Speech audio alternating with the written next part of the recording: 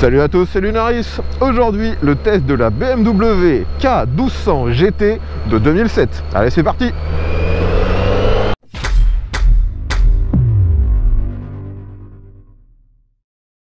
Les amis, aujourd'hui, je suis de nouveau sur une grosse BMW de la catégorie K, de la gamme K, ce qui est de plus en plus rare.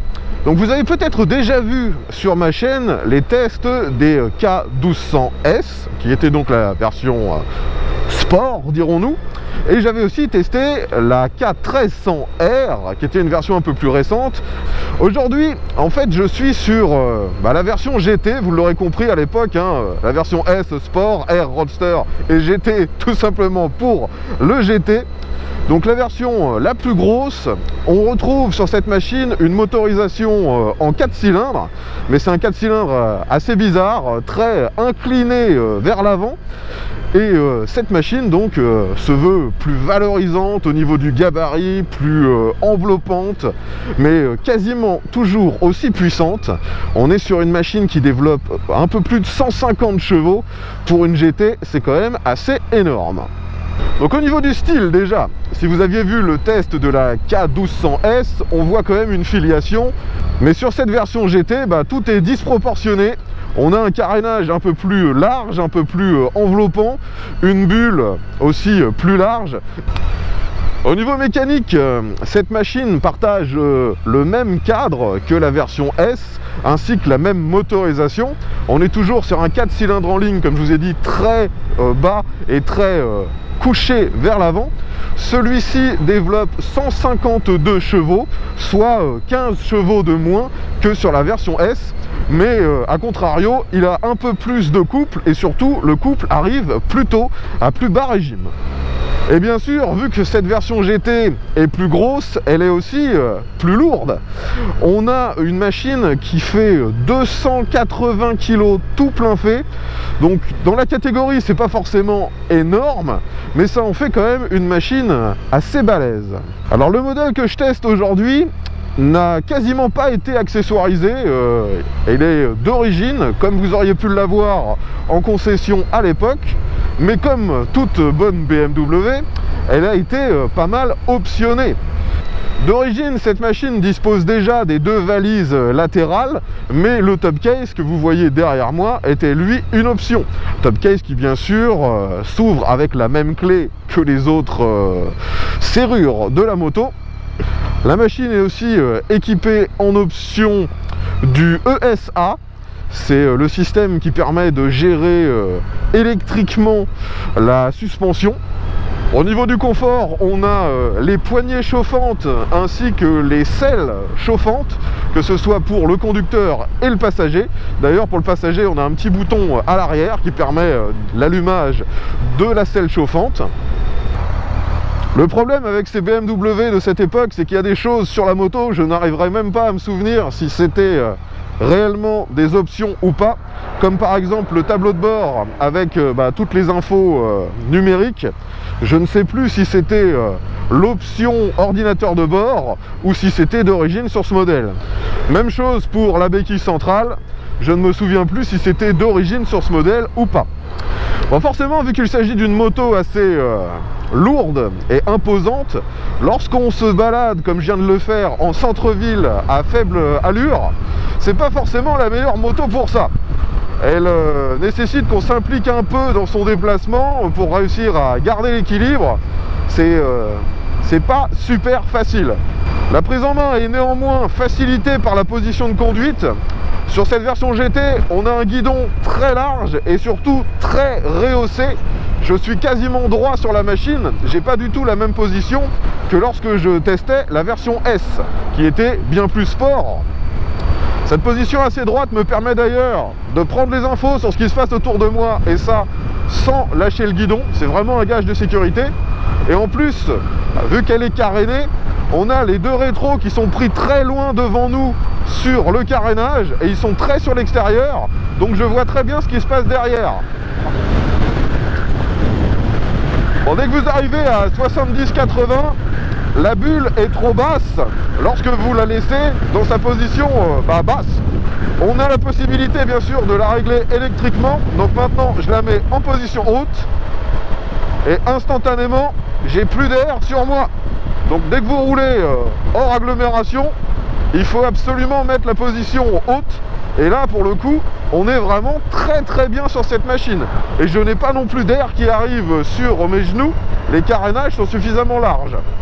J'arrive maintenant dans un petit virage à basse vitesse. Alors cette moto, comment elle se comporte?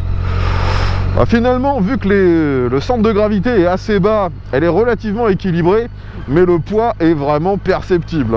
On est bien sur une grosse machine, et surtout lorsqu'on descend à très bas régime, le moteur il n'est pas aussi souple que ce qu'on pourrait attendre d'un 4 cylindres en ligne.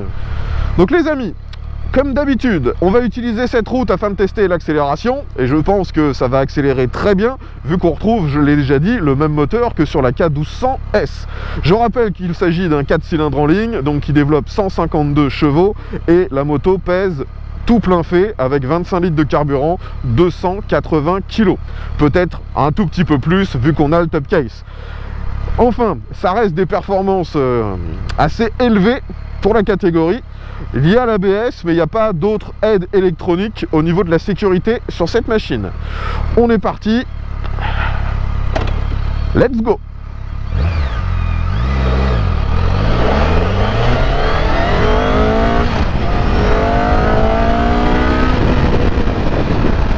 Alors, ce moteur en fait a tellement de couple à bas régime que je me suis senti on va dire obligé de changer de rapport, alors qu'en fait j'étais très loin de la zone max.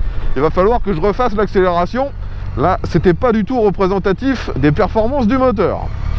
Maintenant que je suis ici, on va bien sûr faire un petit demi-tour. Alors déjà au niveau de la hauteur, vous voyez que je touche de la pointe des pieds parce qu'en fait la selle est extrêmement large, ça m'écarte les jambes, et en plus du côté droit on a un carter qui m'écarte encore plus la jambe. C'est assez difficile pour moi d'avoir les pieds au sol. Je signale mon intention de tourner, je braque à fond et clairement il y a du poids sur la machine. L'angle de braquage n'a pas l'air exceptionnel. Voyons si j'arrive à tourner en restant sur la largeur de cette route. Ah non, là s'il y avait eu un trottoir j'aurais tapé dedans. Donc ça braque pas si bien que ça. Ça reste une machine très imposante. Donc les amis, on est reparti pour une accélération. Ce coup-ci, je vais essayer de monter quasiment jusqu'à 10 000 tours pour vraiment utiliser le moteur. Allez, let's go!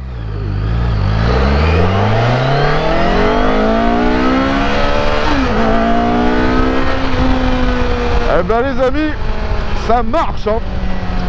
Maintenant, un petit coup de frein. Donc frein arrière, ça freine déjà plutôt pas mal. Frein avant. Alors le frein avant est plutôt bon.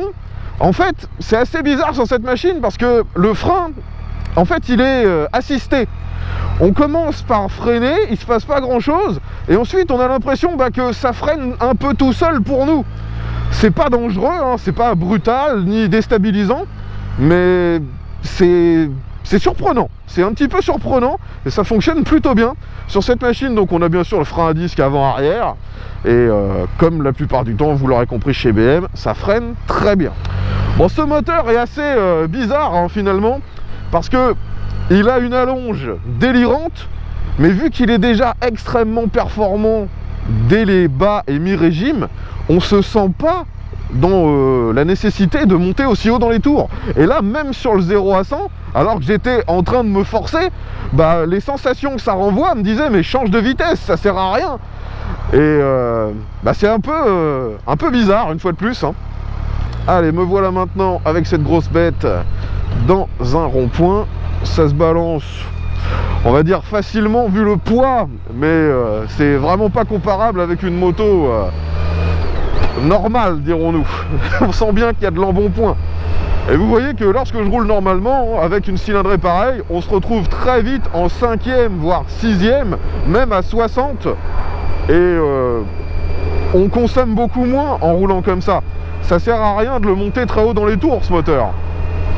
Et d'ailleurs là je suis en 6e à 70, j'accélère un peu fort. Vous voyez que ça reprend direct alors que j'étais qu'à 2500-3000 tours. Au niveau de tout ce qui est commodo sur cette BM, on retrouve les fameux clignotants à la BM avec un bouton de chaque côté et même un troisième bouton à droite afin d'éteindre les clignotants. Franchement, c'est un truc qu'ils ne font plus et je suis bien content parce que c'est pas intuitif du tout au début. On a sur la gauche aussi bien sûr tout ce qui gère l'éclairage, on a un régulateur de vitesse et vous avez aussi le bouton pour le klaxon et le SA, donc le système de réglage de la suspension. Du côté droit, on a bien sûr démarreur, coupe-circuit, on a aussi poignée et selle chauffante et les fameux boutons de clignotant, ainsi que le bouton pour naviguer dans l'écran. Le tableau de bord est lui en deux parties très différentes. On a un indicateur de vitesse et le compte-tours qui sont eux à aiguille et assez facilement lisibles. Et au milieu de tout ça, un écran à cristaux liquides qui vous donne votre rapport engagé. Vous avez la consommation moyenne, votre trip. Vous avez bien sûr la jauge du carburant, la température du liquide de refroidissement. On a aussi les paramètres appliqués sur la suspension réglable. Enfin, c'est relativement complet. Je suis de nouveau en ville et une fois de plus, ce moteur, il s'utilise vraiment à bas régime. J'ai l'impression de rouler avec une voiture, je suis à peine à 2000 tours. Par contre, la boîte de vitesse, je ne sais pas si vous l'entendez, ce qu'elle est bruyante et désagréable. On retrouve bien là le défaut qui était déjà présent sur la K1200S. La boîte, même si elle fonctionne relativement bien, on a l'impression que c'est une boîte de chez Yamaha. Ça claque, ça vibre, ça fait du bruit. C'est vraiment pas ce qu'il y a de mieux. Je vais maintenant faire un test de souplesse. Donc là, je suis en 6e à 30. Et ça reprend, mais on a quand même tout de suite énormément de vibrations. Ce qu'on n'aurait pas sur un 4 cylindres en ligne classique d'une marque japonaise, par exemple. Allez, ici, je sors de l'agglomération, j'accélère beaucoup. On se retrouve tout de suite au maximum autorisé, voire même un peu au-delà, alors que j'ai même pas dépassé les mi-régimes du délire. Bon, par contre, vous l'avez entendu, hein, l'échappement sur cette machine est juste très mauvais, aussi bien au niveau de l'esthétique que de la sonorité. C'est vraiment moche.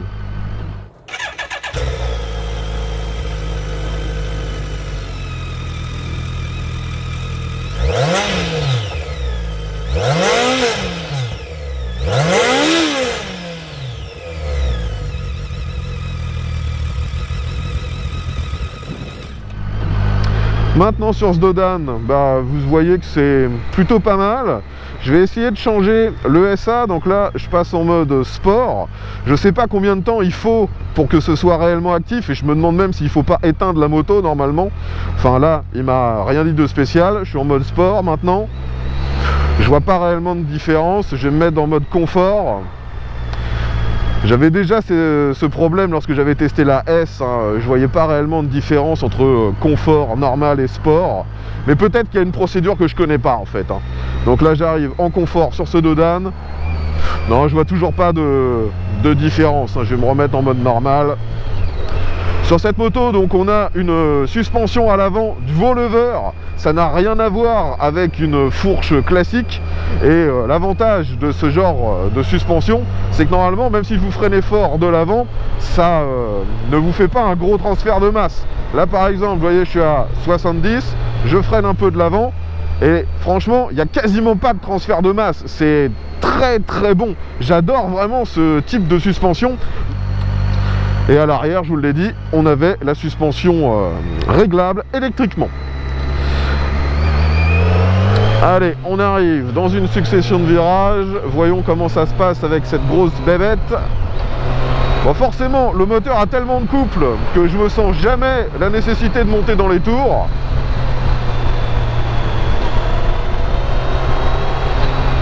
Surtout qu'en plus, quand je commence à dépasser les 4500, 5000 tours, le bruit de l'échappement est vraiment désagréable.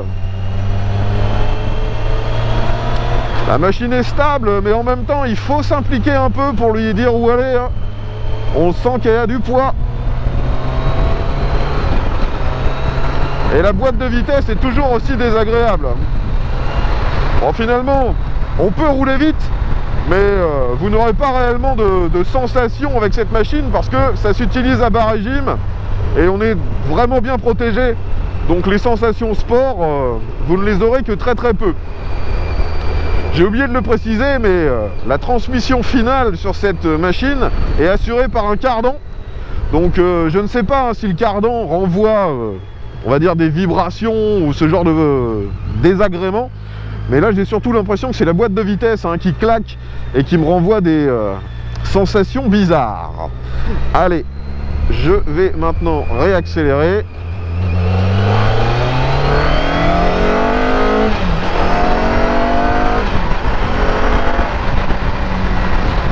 Ah, je le redis, c'est ultra performant pour une machine de ce poids.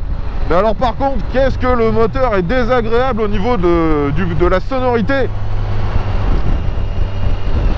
Vu que cette machine est intégralement carénée et en plus avec des bagages, le problème c'est que ça crée quand même pas mal de prise au vent.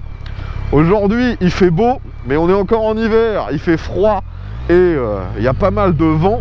Franchement, il y a des fois la machine, j'ai l'impression qu'elle bouge un peu toute seule à cause du vent. C'est assez déstabilisant, surtout qu'il faut la rattraper et la maintenir vu son poids. Par contre, là où elle est vraiment nickel, c'est au niveau de la protection.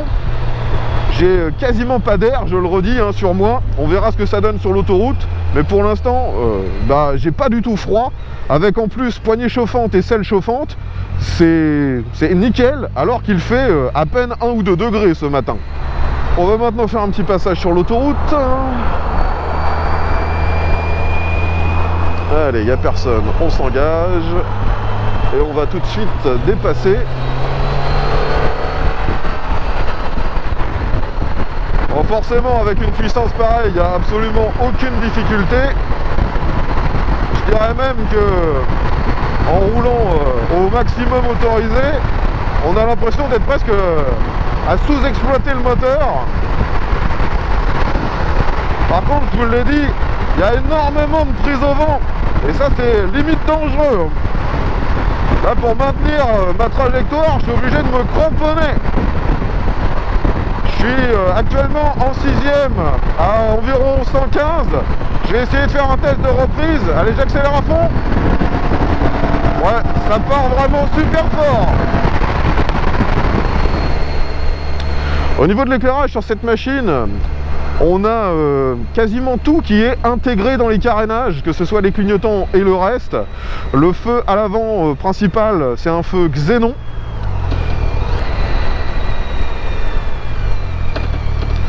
Ah là là, cette boîte de vitesse, le bruit que ça fait, c'est juste l'enfer. Et à chaque fois, on a tout qui tremble. J'ai l'impression que le cardan, lui aussi, il renvoie peut-être un petit peu des chocs quand on change de vitesse. Bon, si jamais vous voulez utiliser cette machine dans un trafic dense, eh bien, sachez qu'il va falloir être vigilant, car elle est assez large, et surtout avec les 2 valises à l'arrière. Les valises sont démontables si nécessaire, mais clairement, ce genre de machine, on les utilise à 90% avec les valises. Allez, de nouveau un petit freinage. Oh là, j'adore tellement cette suspension. S'il y a bien un truc que j'adore sur les motos de la série K de cette époque, c'est la fourche. C'est juste parfait. Je comprends pas qu'il n'y ait pas plus de machines avec ça. Enfin, maintenant qu'on a vu ce que ça donnait sur la route, parlons un petit peu des aspects pratiques. Je vous en ai déjà parlé. D'origine, elle a les 2 valises. Les 2 valises permettent de mettre un casque intégral à chaque fois. D'ailleurs, les 2 valises ont la même taille. Celle de droite n'est pas impactée par l'échappement. Le top case est lui aussi suffisamment grand pour bien sûr mettre un casque. On a un rangement aussi dans le carénage avant à droite, un petit rangement qui ferme à clé. Par contre, c'est assez petit et il n'y a pas de connexion électrique à l'intérieur, donc vous ne pourrez pas recharger quelque chose. Ça, c'est assez dommage. Vous pouvez aussi démonter les selles. Vous avez quelques outils fournis d'origine et la possibilité d'y glisser un gilet jaune ou ce genre de choses. D'ailleurs, la selle conducteur est réglable en hauteur sur 2 positions. Actuellement, elle est sur la position la plus basse. Au niveau pratique, vous avez aussi sur le côté un petit port 12 volts qui permet, si vous avez l'accessoire, de maintenir la charge de la moto lorsqu'elle est chez vous. En termes de consommation, je suis assez surpris. La version S consommait facilement 7 litres, alors que celle-ci, très certainement parce qu'elle s'use à moins haut régime, vous l'avez en face de vous, c'est indiqué 5 litres 9 au 100 de moyenne. Pour une machine qui est plus lourde, franchement c'est plutôt pas mal, hein. Donc comme je vous le disais en début de test, il s'agit d'un modèle de 2007 et actuellement, bien sûr, cette moto n'est plus produite. Elle est plus produite depuis très longtemps. C'est la version 1200 GT. Elle a été remplacée par la suite par la K1300 GT. Et depuis, la gamme K de chez BMW s'est réduite à un seul modèle décliné dans plein de versions différentes, la K1600 qui a maintenant un 6 cylindres. Mais c'est une machine bien plus grosse, bien plus lourde et bien plus chère. Si vous êtes intéressé par cette K1200 GT, sachez que vous pouvez en trouver en bon état avec environ 60-70 000 km et quelques accessoires, quelques options d'origine pour dans les 5 000 €. Il faut néanmoins privilégier des machines qui ont été entretenues avec facture dans le réseau BMW, car certains points semblent parfois poser problème, comme la boîte de vitesse. Et vu que ce sont des machines qui sont très coûteuses en entretien parce que l'accessibilité est assez mauvaise, vaut mieux avoir une moto dont vous serez sûr qu'elle a été parfaitement entretenue. Enfin voilà les amis, je pense avoir fait le tour des caractéristiques de cette K1200 GT. Finalement, je suis très surpris de la différence de comportement entre cette version GT et la version S. La version S était vraiment beaucoup plus sport, hein, à tout point de vue. Si vous avez des questions concernant ce modèle, mettez ça dans les commentaires. Si vous avez cette machine ou si vous l'avez possédée par le passé, dites-nous si vous avez rencontré des problèmes de fiabilité, quelle option vous aviez prise et si ça s'est bien passé. Votre retour d'expérience sera apprécié, car maintenant c'est plutôt une machine intéressante si vous cherchez une GT pour pas trop cher et surtout une machine quand même plutôt bien équipée, même si on compare à ce qui se vend actuellement en neuf. Je tiens encore à remercier l'abonné qui est venu jusqu'ici avec cette grosse machine afin que je puisse vous en faire une vidéo. Merci à lui. Et d'ailleurs, je reprécise que l'ensemble des tests sur ma chaîne sont toujours réalisés en collaboration avec mes abonnés. Si comme lui, vous disposez d'un véhicule que vous aimeriez me voir tester en vidéo, eh bien contactez-moi. Tous les moyens de le faire sont dans la description. Je rappelle que mon lieu de tournage se situe en Normandie, dans la région de Rouen. Si vous avez apprécié la vidéo, pensez à mettre un petit pouce vers le haut, à la partager sur les réseaux sociaux. Abonnez-vous si ce n'est pas déjà fait. Vu que je le redis, je fais ce genre de test très régulièrement. Allez, je vous dis à bientôt et surtout, ve à tous!